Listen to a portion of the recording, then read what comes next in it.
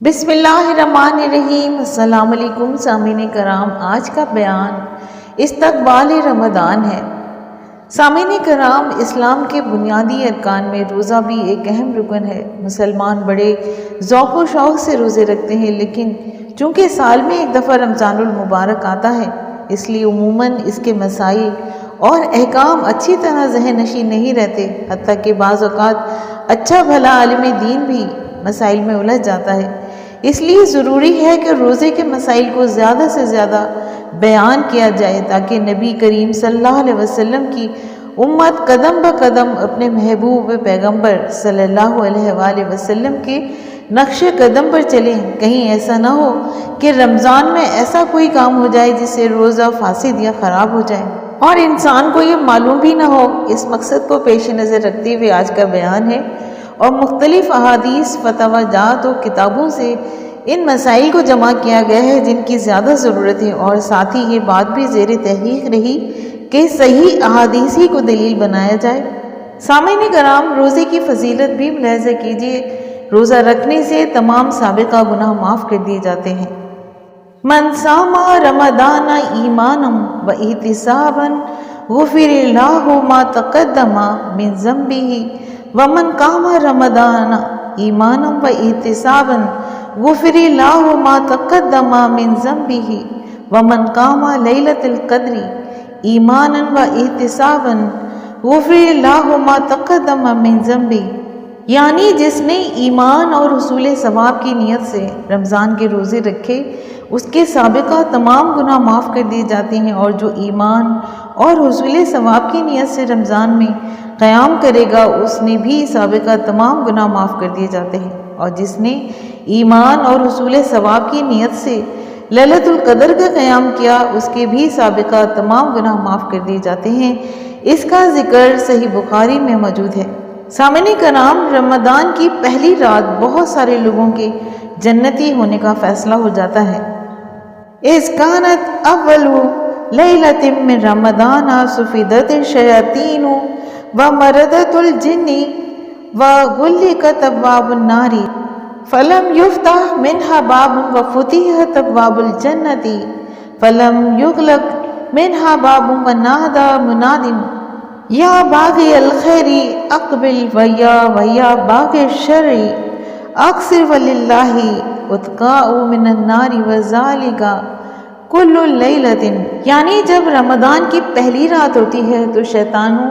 اور سرکش جنوں کو پابند زنجیر و سلاسل کر دیا جاتا ہے، اور جہنم کے سارے دروازے بند کر دیے جاتے ہیں، اور ان میں سے کسی دروازے کو بھی کھلا نہیں رہنے دیا جاتا، اور جنت کے دروازے کھول دیے جاتے ہیں، اور ان میں سے کسی دروازے کو بھی بند نہیں کیا جاتا،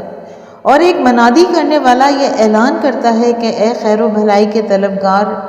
آگے بڑھو، اور اے برائی کے رسیا، اب تو رک جاؤ۔ اللہ تعالیٰ جہنم کی آگ سے لوگوں کو آزادی عطا فرماتا ہے، اور ایسا رمضان میں ہر رات ہوتا ہے۔ اس کا ذکر جامع الترمذی میں موجود ہے۔ سامعین کرام، رمضان میں خصوصی طور پر یہ دعائیں قبول کی جاتی ہیں، اور رسول اللہ صلی اللہ علیہ وسلم کا فرمان مبارک ہے، اتاکم رمضان الشہر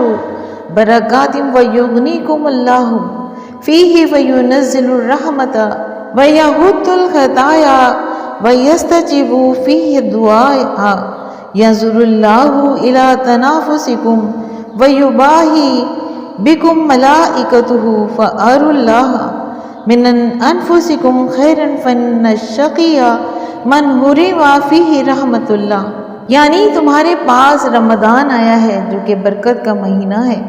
اللہ تعالیٰ اس مہینے میں تمہیں اپنی رحمت سے غنی کرتا ہے، اپنی رحمت نازل فرماتا ہے، گناہوں کو معاف فرماتا ہے، اور دعا کو شرف قبولیت سے نوازتا ہے۔ اللہ تعالیٰ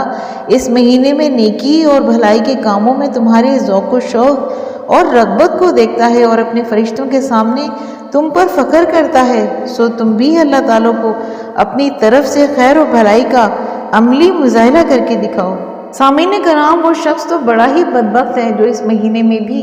اللہ تعالیٰ کی رحمت سے محروم رہا۔ اس کا ذکر مجمع الزوائد میں اور کنز الاعمال میں موجود ہے۔ سامعین کرام، رمضان المبارک میں غلط باتوں کا جواب کس طرح دیا جائے؟ رسول اللہ صلی اللہ علیہ وسلم کا ارشاد پاک ہے کہ الصیام جنۃ وإذ کان یوم صوم احدکم فلا یرفث ولا یسخف فإن صابہ احد او قاتلہ فلیقل انی امرؤ صائم، یعنی روزہ ڈھال ہے، جب کوئی روزہ سے ہو تو چیخو پکار نہ کرے اور بیہودہ باتیں نہ کرے، اور اگر کوئی اسے گالی گلوچ کرے یا لڑے تو جواباً کہے کہ میرا روزہ ہے۔ اس کا ذکر صحیح بخاری میں بھی موجود ہے۔ سامعین کرام، روزہ کس مقصد کے لیے رکھا جائے یہ بھی ملاحظہ کیجیے۔ ہر مسلمان کے لیے ضروری ہے کہ وہ ایمان اور حصول ثواب کی نیت سے روزہ رکھے،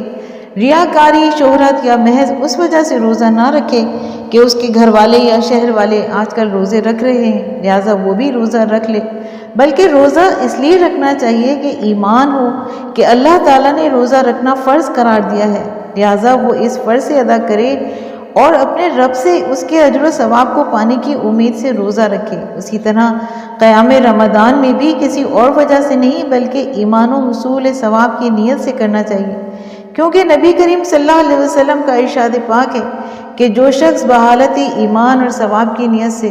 رمضان کے روزے رکھے اس کے سابقہ گناہ معاف کر دیے جاتے ہیں، اور جو شخص بحالت ایمان اور ثواب کی نیت سے رمضان کا قیام کرے اس کے سابقہ تمام گناہ معاف کر دیے جاتے ہیں، اور جو شخص بحالت ایمان اور ثواب کی نیت سے لیلۃ القدر کا قیام کرے اس کے بھی سابقہ تمام گناہ معاف کر دیے جاتے ہیں۔ اس کا ذکر بھی صحیح بخاری میں موجود ہے۔ سامعین کرام، صحیح بخاری میں رمضان میں عمرہ پر بھی حج کا ثواب ملتا ہے کے بارے میں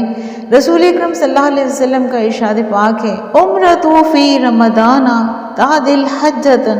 او قال حجۃ مائیہ، یعنی رمضان میں عمرہ حج کے برابر ہے، یا آپ علیہ السلام نے یہ فرمایا ہے کہ میرے ساتھ حج کے برابر ہے۔ سامعین کرام، امید ہے کہ آپ کو آج کا بیان پسند آیا ہوگا اور رمضان کی فضیلت کے بارے میں جان کر آپ کی علمی معلومات میں یقیناً اضافہ ہوا ہوگا۔ اگر آپ کو آج کا بیان پسند آیا ہے تو آپ اپنے چینل فضائل اسلام کو لائک اور سبسکرائب کیجیے اور ساتھ لگے بیل آئیکن کو پریس کیجیے تاکہ آئندہ آنے والی ویڈیو روزے کی چند اہم مسائل کے بارے میں اس کا نوٹیفیکیشن آپ کو سب سے پہلے ملے۔ اللہ پاک ہمیں روزے مبارک رکھنے کی سعادت نصیب عطا فرمائے، آمین۔